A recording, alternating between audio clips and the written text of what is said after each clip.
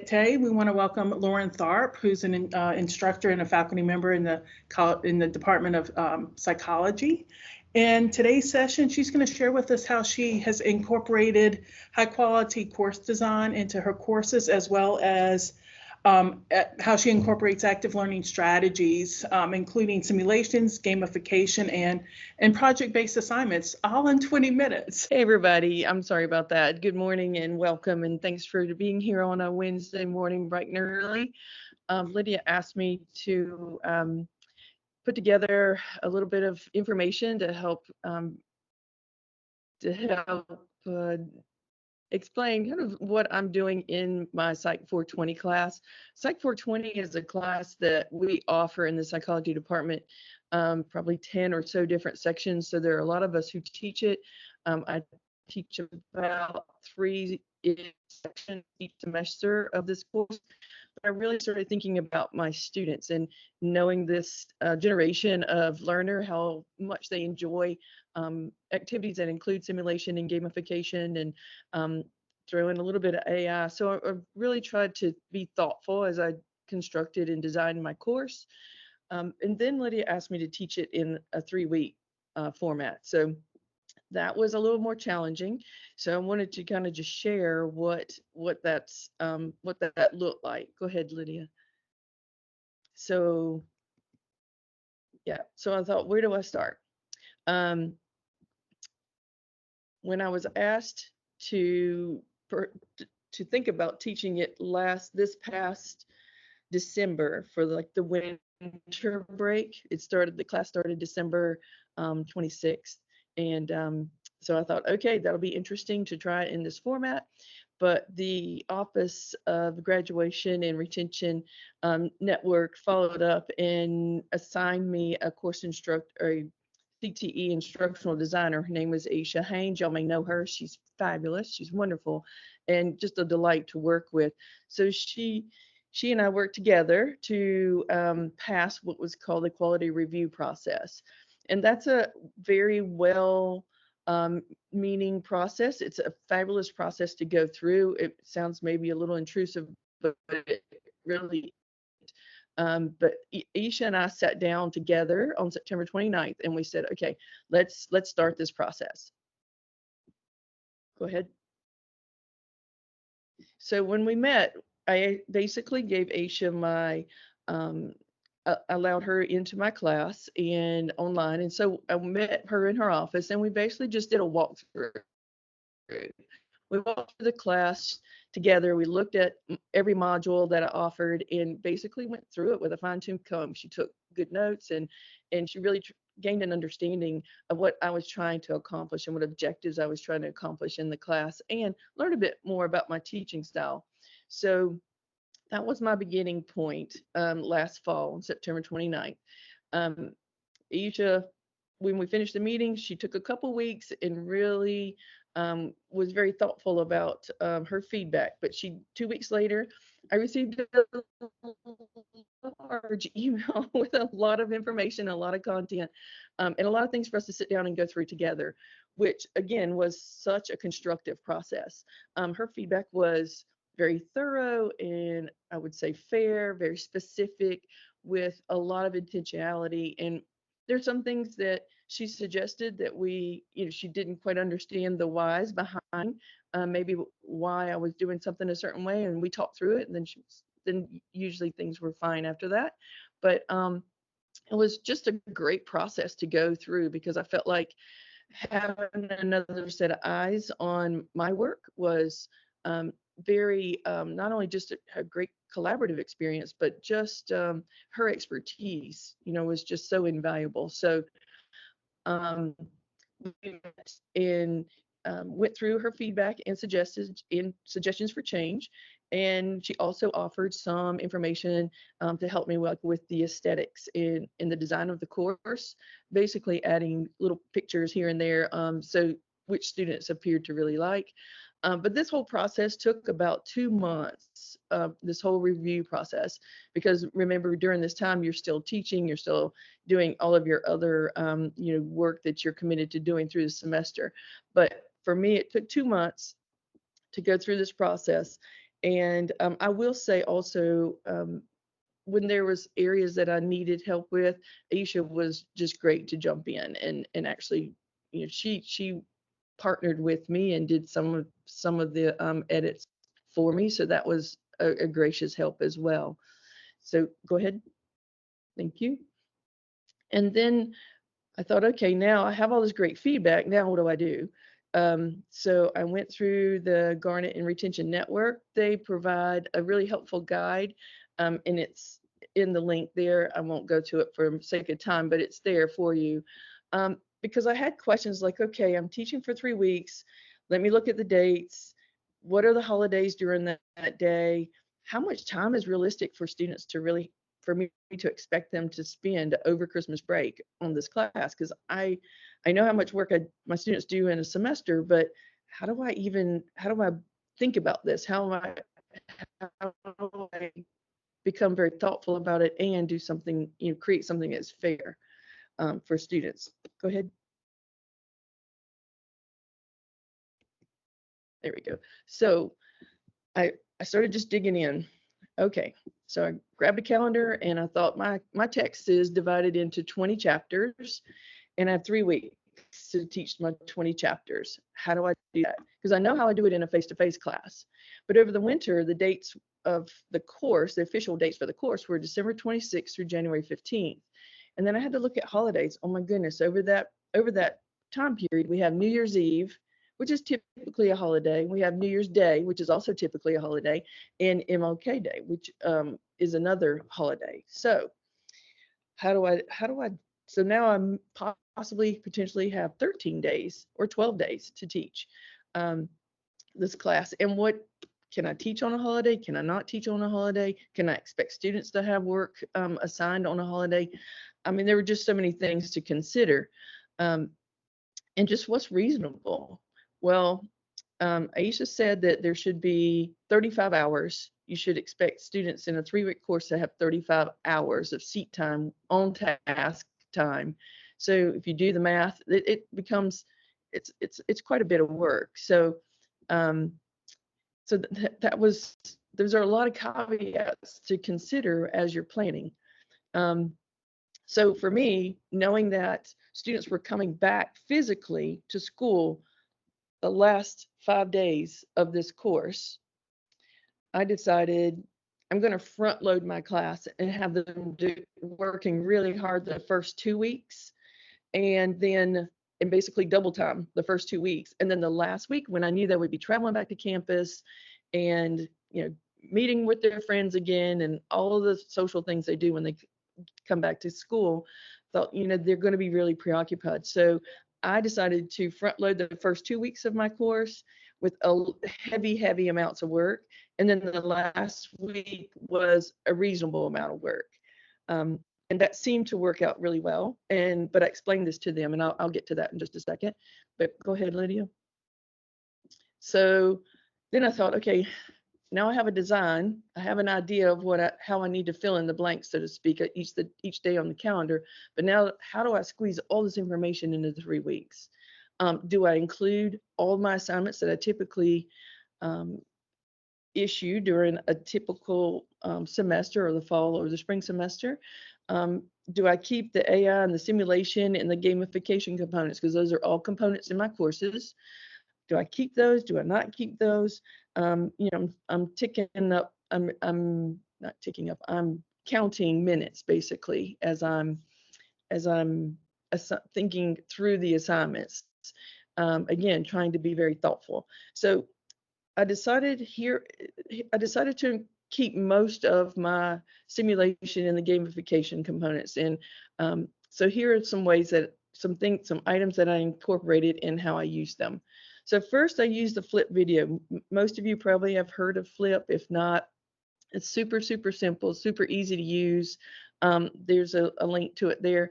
But I incorporated this to allow students to, quote unquote, introduce themselves. I actually introduced myself as well. When students clicked into this link, they could view an introductory welcoming video by me, and then they had to upload their own video. and I gave them criteria in talking points to address, and then they had to respond to a couple of their peers. So it gave me an opportunity as their teacher to put a face with a name, to hear a little bit about them, where they're from, and that kind of thing, what their major is. And just know you can also use Flip. You can utilize that anywhere in your course, actually. If you want, instead, in lieu of a written response to something, you can actually ask them just to do a video response. And it's kind of interesting when you do that, because they will respond to you when they're in the car, or when they are on the way to walk into a football game or some activity. It's quite interesting when they decide to record their video, but they do. And think of how easy it is for them to get their work done in a way that doesn't necessarily tie them to their laptop. So because they're flipped, they can do from their telephone. So that is one thing I would really encourage looking into. And again, there's a link with an introduction video for you, and it's only like 55 seconds or so. But again, in the sake of time, I'll just skip by that. But it's there for you if you'd like. And then next, one component in my class that our students really, really love is this idea. It's a Pearson education product, but it's called My Virtual Life. And this is a super cool thing. And I'm going to tell my age now, but when I was a kid, we had to carry around, this is going to sound funny, but in my classes, we had to carry around an egg, like literally an egg, to drive home the point of how important it is to parent and to take care of something bigger than yourself, or smaller. An egg is smaller than yourself, but to have it on the forefront of your mind. But today, the savvy student gets this kind of opportunity to go through this program called My Virtual Life. And what they basically do is they answer a lot of questions on the front end, and they get to, a child is birthed to them. Actually, Lydia, would you mind just, click on that, because I think the demo can explain it better than I'm going to. So it's, for what it's worth, let's look at this.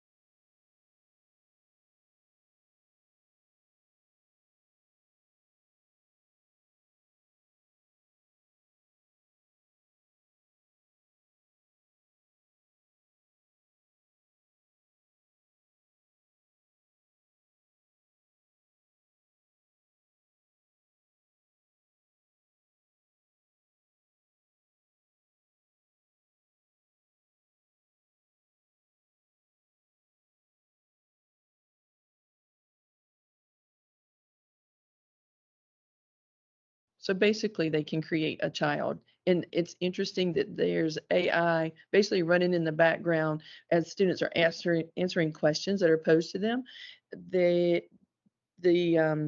software is basically trying to get a feel for who they are and their personality and their temperament.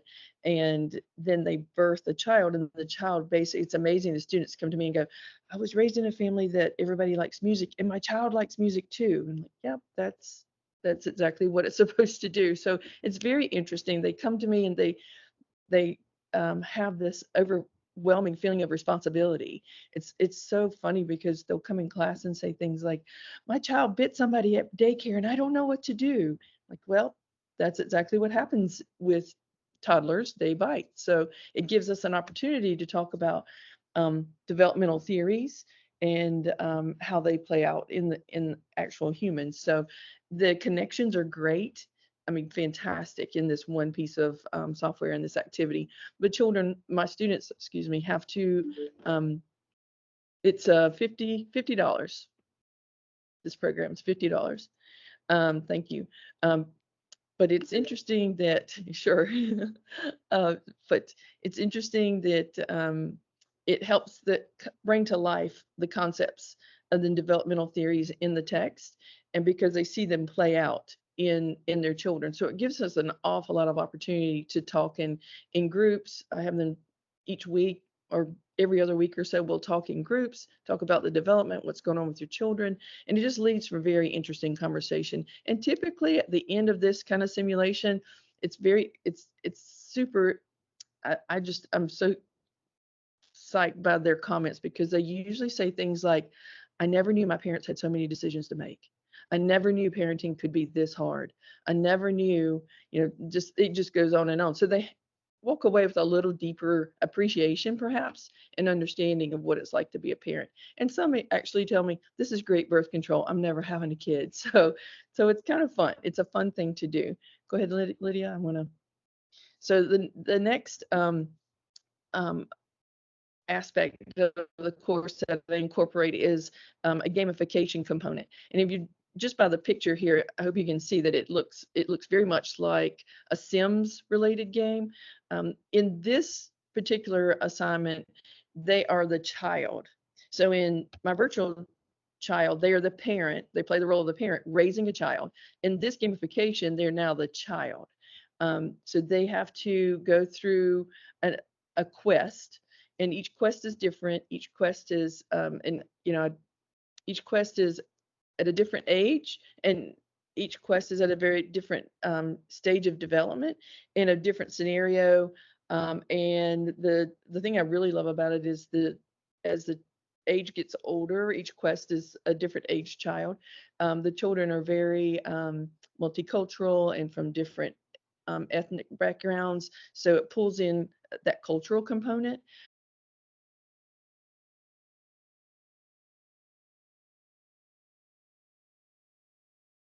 So in quest, I determine the objectives, what I want them to accomplish in the quest.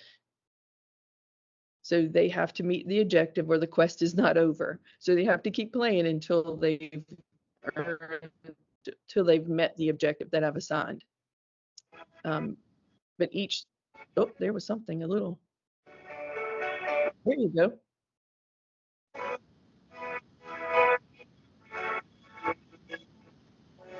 Looks very interesting.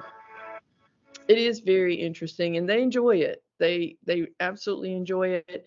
Each week, the cool thing about this is that each week, as the situations, the quests change. I don't know if you could tell that quickly, but the quests start at age 3, and there's a different quest for someone at age 5 and a different quest for age 7, 11, and it goes like that. So it really aligns itself well with the way the text is laid out, because the text starts at birth and goes through to death. So it's nice that it aligns really, really well. But go ahead and go to the next slide. And then I have a final project that I always ask my students to do, which is, okay, now you've been a parent, you've raised a child virtually as a parent, you've been a kid in all these different scenarios and quests, you've learned about the developmental theory in every chapter of the text. Now, my question that I ask myself is, how can I have them transfer all this knowledge and demonstrate mastery? So I created this final project, and it's basically, now I ask them to look at themselves. So now look inward from the time you're born to current age, and I want them to demonstrate their understanding of how they have developed in 3 basic domains: physical growth, cognitive growth, and socio-emotional growth throughout, beginning from birth to their current age. So often that means they have to go back to whomever raised them, and which is generally their parent or step parent, who grandparent. It doesn't matter who, who we name, but the person who raised them, and they spend some time talking to them. Hey, what was I like as a newborn? What were my developmental milestones as a newborn? What did I do well? Was I a fussy baby? Did I nurse? What was my APGAR scale when I was born? Did I sleep? How long did I breastfeed? When was my first tooth? I mean, they have all these conversations with their parents, and that is basically their final project. They put everything together into a PowerPoint, and they have to have artifacts, and the artifacts can be the actual tangible item, or they can be pictures, because obviously some students live far away, or some parents are smart enough not to send their coveted baby belongings to their child in college, because they probably know they won't get them back.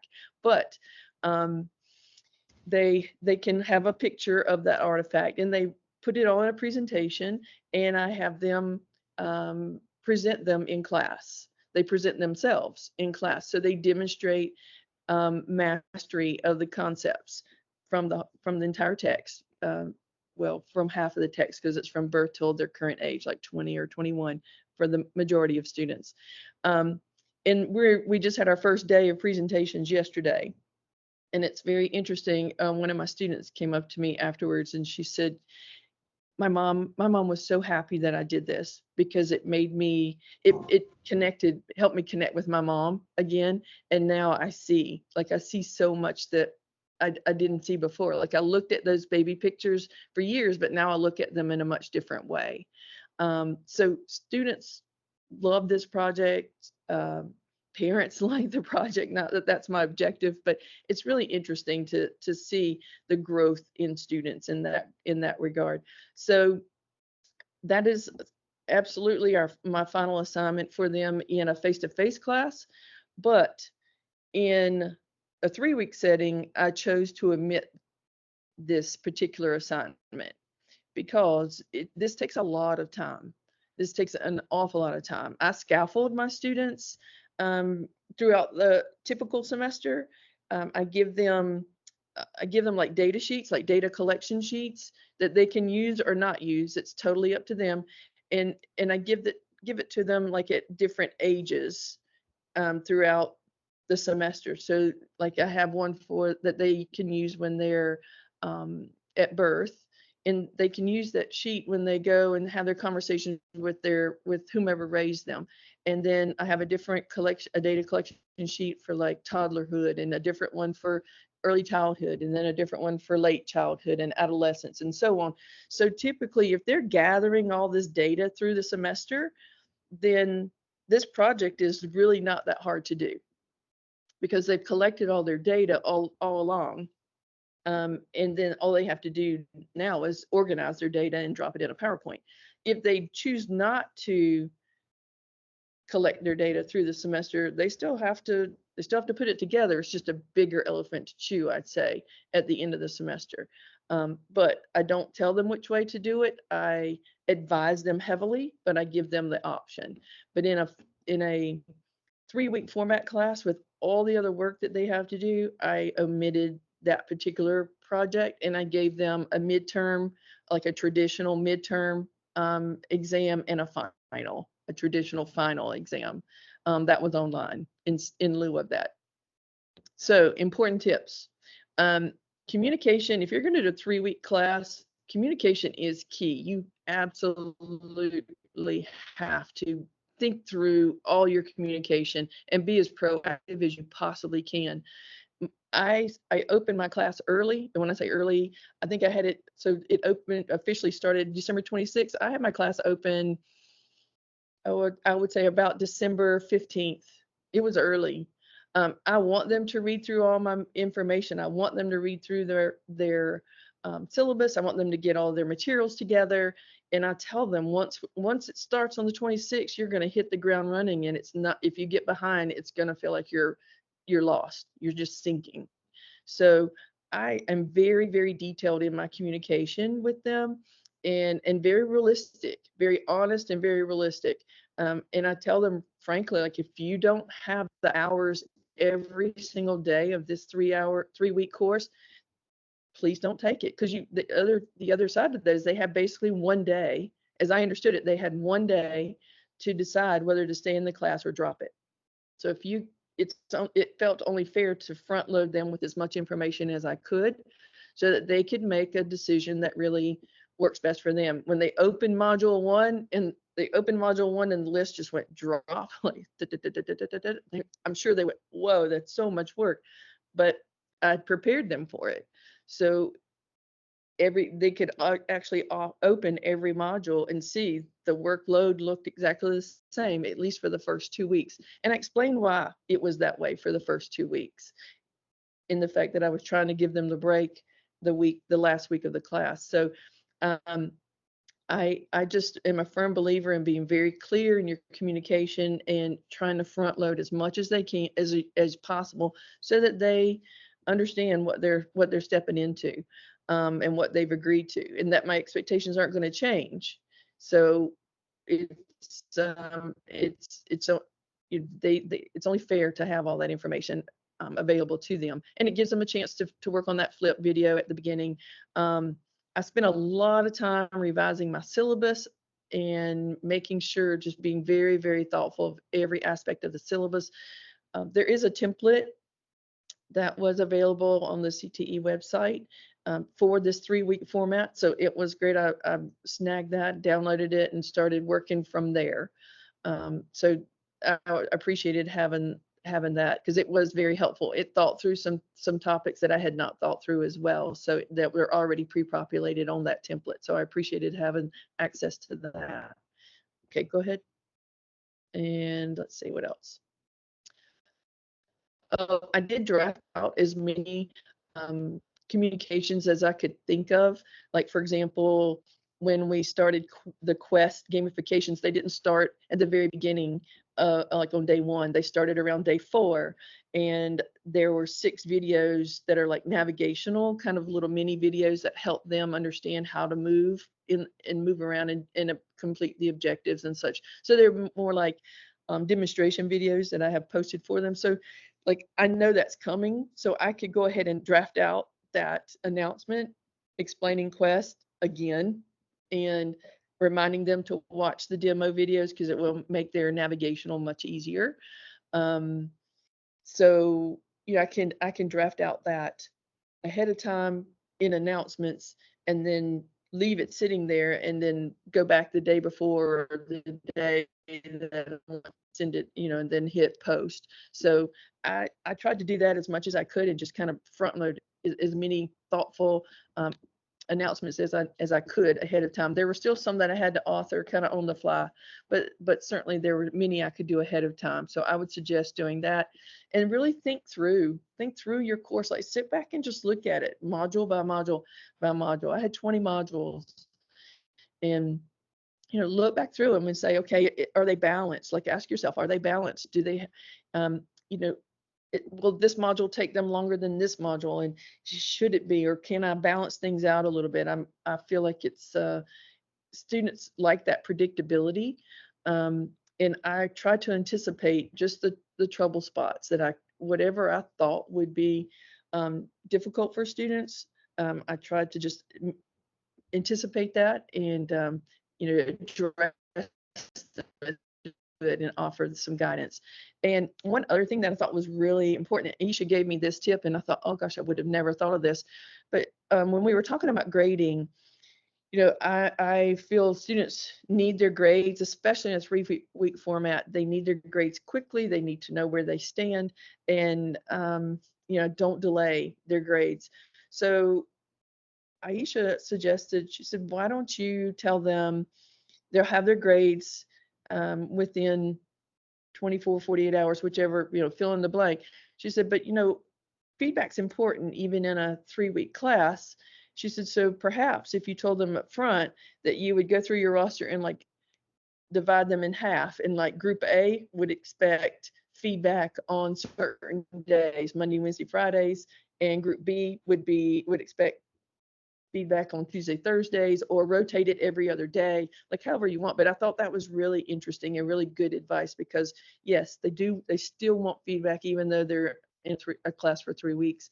But so I basically decided when I was going to offer them feedback, and I just told them, I just put it right there in the syllabus, and then reminded them again. I find that I still had to remind, even though things are in syllabus, it still helps to be communicative and send out those reminders. But if you have a thorough and detailed syllabus, that's going to cut down on a lot of student questions and a lot of things that a lot of time you're going to spend answering emails.